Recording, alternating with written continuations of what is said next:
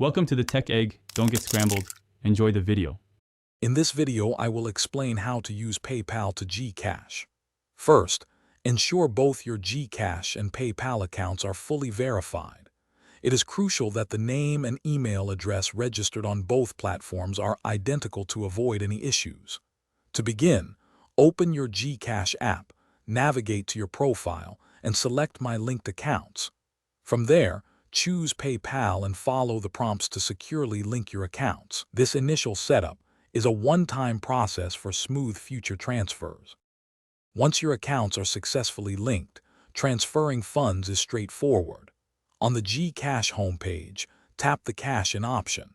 Next, look for Global Partners and Remittance and select PayPal. You will then be prompted to enter the amount you wish to transfer. Please note there is a minimum transfer amount of 500 Philippine pesos per transaction.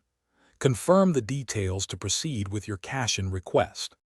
When transferring funds, if your PayPal balance is already in Philippine pesos, there are no direct fees for the transfer to GCash.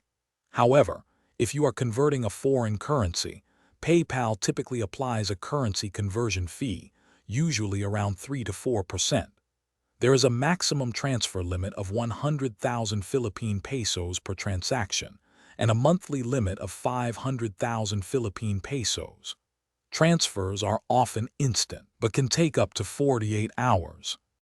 For the smoothest experience, always convert any foreign currency balances to Philippine pesos directly within your PayPal account before initiating the transfer. While many transactions are processed instantly, some may take up to 24 or even 48 hours to reflect in your GCash wallet. Remember that your PayPal cash-in limit is 500,000 Philippine pesos per month. You can relink your account to refresh this limit if needed. Thanks for watching. Consider subscribing if I helped unscramble your problems.